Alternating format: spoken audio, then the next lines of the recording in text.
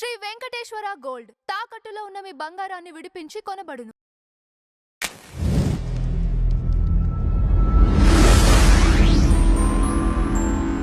Sir Pawan Kalyan గారి ఆరోగ్యం అంటే ఎక్కువ ఆయనకి సర్జరీలు జరుగుతున్నాయి కదా సార్. ఏంటి దీనికి కారణం ఏంటి? దీనిపైన మీ అభిప్రాయం ఏంటి? అంటే అభిప్రాయం ఉందండి. సర్జరీ అంటే ఇన్ ది సెన్స్ ఆయనకి ఆయన స్ట్రెయిన్ అయ్యాడు విపరీతంగా. సినిమాలలోనూ శ్రమించాడాయన.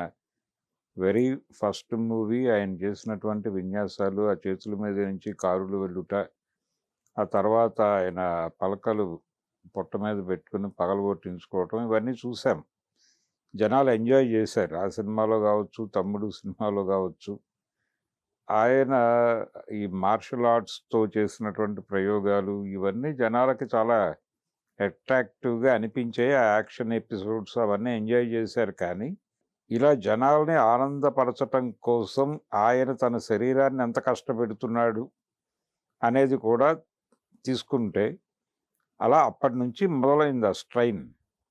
మొదలైంది. తర్వాత ఆయన పొలిటికల్ ఎంట్రీ ఇచ్చిన తర్వాత ర్యాలీలు వీటిలో పార్టిసిపేట్ చేయటం, జనాలతో కలవటం, వాళ్ళతో షేక్ హ్యాండ్సు ఇలా కలిసి మూవ్ అవ్వటం.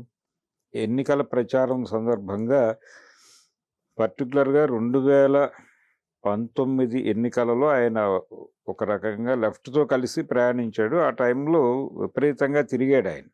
అంటే మొత్తం బాధ్యత ఒక క్యాంపెయినర్ ఆయనే, ఆయన పార్టీకి. అందుకని ఆయన కొంచెం ఎక్కువ స్ట్రెయిన్ అయ్యాడప్పుడు. ఆ స్ట్రెయిన్ అవ్వటము, తర్వాత ఆయన పార్టీని పునర్నిర్మించుకోవటానికి, అంటే పునర్నిర్మించుకోవటం అని ఎందుకంటున్నానంటే 2014 ఎన్నికలు అప్పటికి ఎలక్షన్ ఎజెండాతో లేడాయన. 19కి ఎలక్షన్ ఎజెండాతో వచ్చాడు. వచ్చిన తర్వాత ఎవరిని అభ్యర్థులుగా తీసుకోవాలి, ఏమిటి అనే దగ్గర ఒక కన్ఫ్యూజన్ ఉంటుంది. దానికి సంబంధించిన కష్టం చేస్తూ రెండో వైపు క్యాంపెయినర్‌గా తిరుగుతూ ఈ 2 వ్యవహారాలు నడిపాడాయన. అందుకని పునర్నిర్మాణం అంటున్నా.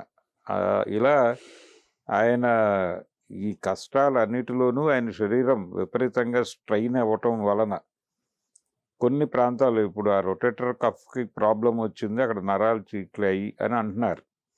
దానికి ఆపరేషన్ జరిగింది మొన్న. ఒక భుజానికి మాత్రమే. 2 భుజాలకి ఆ ప్రాబ్లం ఉంది.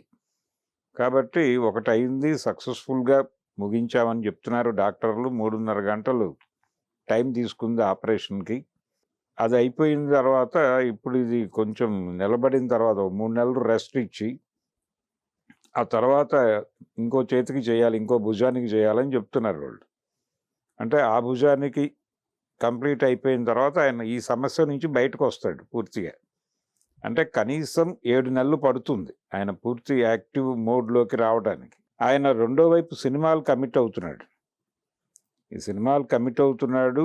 'ఓజీకి' సంబంధించి దాని సీక్వెల్ ఆర్ ప్రీక్వెల్ ఒకటి చేయటానికి గ్రీన్ సిగ్నల్ ఇచ్చాడాయన. ఇచ్చాడు కానీ ఆ సినిమా చేసే పరిస్థితి కూడా లేదు. నిజానికి ఈ పెయిన్ ఎప్పటిదో అనే అభిప్రాయం కొంతమంది మాట్లాడారు ఈ మధ్య.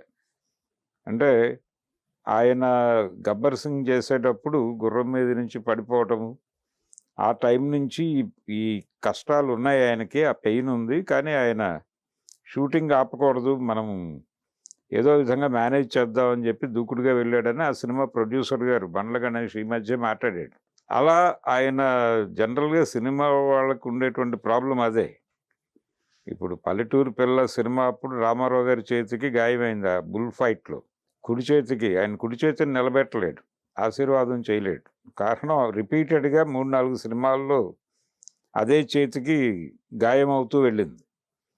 అయినప్పటికీ ఆయన దేవుడి వేషాలు వేశాడు, ఎడం చేత్తోనే ఆశీర్వాదాలు ఇచ్చాడు. జనం క్యారీ ఫార్వర్డ్ అయిపోయారు, చూశారు ఆ ఎమోషన్‌తో పాటు. కానీ కుడి చేయి సమస్య ఆయనకి చివరి వరకు అలాగే ఉంది. అలా వాళ్ళు సినిమాల్లో నటిస్తారు గానీ ఆ టైంలో చాలా డ్యామేజెస్ కూడా జరుగుతాయి. ఆ డ్యామేజెస్ అన్నీ ఈయనతో కూడా ట్రావెల్ అయినాయి. పవన్ కళ్యాణ్‌తో కూడా ట్రావెల్ అవ్వటం, అవన్నీ ఒక టైం వచ్చిన తర్వాత బయటపడుతూ ఉంటాయి. ఆ కష్టాల్లో ఆయన తరచూ హాస్పిటలైజ్ అవ్వటము, అలాగే ట్రీట్మెంట్‌కి వెళ్ళటము. ఇది ఆయన ఇప్పుడు మంత్రి కూడా కాబట్టి కొంచెం ఎక్కువ డిస్కసివ్ పాయింట్‌గా మారుతోంది. జనరల్గా ఈ ఏజ్ వచ్చేసిన తర్వాత చాలామంది ఆ అనారోగ్య సమస్యలతో అడపాదడప మెడికల్ గైడెన్స్ తీసుకోవడం, డాక్టర్లను కలవడం చేస్తారు. కానీ పవన్ కళ్యాణ్ దగ్గరకు వచ్చేసరికి ఆయన పబ్లిక్ దీనిలో ఉన్నాడు, డొమైన్లో. అందుకని ఆయన ప్రతి కదలిక చర్చకి దారితీస్తుంది. ఆయన తరచూ ఆసుపత్రులకు వెళ్తున్నాడు, డాక్టర్లను కలుస్తున్నాడు. అంటే ఆయనకున్న సమస్యల రీత్యా ఆయన వెళ్తాడు. ఈయన ఆరోగ్యం ఏమిటి, ఏదైనా ప్రాబ్లం ఉందా, సీరియస్ ప్రాబ్లమా అని జనాలు మాట్లాడుతున్నారు. కానీ నిజానికి టెస్టులు జరిగిన తర్వాత ఆయన దీన్ని అక్కడే చేయించాలని అనుకోలేదు. కొంచెం టైం తీసుకుని ఎక్కడైనా ఏపీలోనే ప్లాన్ చేద్దాము అనుకున్నారు వీళ్ళు. కానీ డయాగ్నోసిస్ ఎవరైతే చేశారో అక్కడే ఆపరేషన్ కూడా చేస్తే బాగుంటుంది అని అనుకుని బాంబేలోనే నడిచింది కార్యక్రమం. ఇలాంటి అనారోగ్యం అంటే ఇవన్నీ కూడా ఆయన కష్టానికి సంబంధించిన గొడవే. ఇతరత్ర ఆరోగ్య సమస్యలు ఉన్నట్టుగా ఎక్కడా లేదు ఇప్పటిదాకా. ఈ ప్రాబ్లమ్స్తోనే ఆయన స్ట్రెయిన్ అయిన సందర్భంగా ఈ తరచూ జ్వరాలు వచ్చేవి. ఇప్పుడు ఇవి క్లియర్ అయిపోతాయి. ఈ సర్జరీలు క్లియర్ అయిపోయిన తర్వాత ఆయనకు బహుశా ఆ సమస్యలు ఉండకపోవచ్చు. నెమ్మదిగా పరిపూర్ణ ఆరోగ్యంతో ఆయన సినిమాలు, రాజకీయాలు రెండింటినీ హ్యాపీగా నిర్వహించాలి అని అయితే కోరుకుందాం. ఆయన ప్రస్తుతం అంటే అభిమానులకు కూడా ఒక ఆందోళన ఉంది, ఏం జరుగుతోంది అని. వాళ్ళు కూడా బయటకు వచ్చేసారు. ఈ ఆపరేషన్ ఎప్పుడైతే సక్సెస్ అయిందని చెప్పారో డాక్టర్లు, వాళ్ళు కూడా ప్రస్తుతం హ్యాపీ మూడ్లో ఉన్నారు. కాకపోతే సుజిత్కి సినిమా డిలే అవుతుంది అనేది ఒక ప్రాబ్లం. ఈ లోపు ఆయన కుదిరితే నాని ప్రాజెక్ట్ చేసుకుని ఆ తర్వాత ఓజీ సీక్వెల్కి వస్తాడు ఈ గ్యాప్లో, ఈ 7 నెలల గ్యాప్లో. కనుక జనాలు కూడా అలా ఫిక్స్ అయిపోతున్నారు నెమ్మదిగా. ఏం కాదు, ముందు ఆయన కోలుకుని పూర్తి యాక్టివిటీతో వస్తే బాగుంటుంది అని. ఆయనే చెప్పుకున్నట్టుగా నా ప్రధాన ఆదాయ మార్గం సినిమానే అన్నాడు ఆయన. కాబట్టి సినిమాలు చేయాలి. ఆయన పార్టీ నడపటానికి కానీ, లేకపోతే ఆయన కుటుంబాన్ని నడపడానికి కానీ ఆయనకు డబ్బులు అక్కడి నుంచే వస్తాయి. ఆయన చెప్పుకున్న పద్ధతిలో ఆయన మీద 100 విమర్శలు ఉండొచ్చుగాక, కానీ ఆయన చెప్తున్నటువంటి ఆర్థిక వనరు సినిమానే కాబట్టి ఆయన సినిమాలు చేసి తీరుతాడు.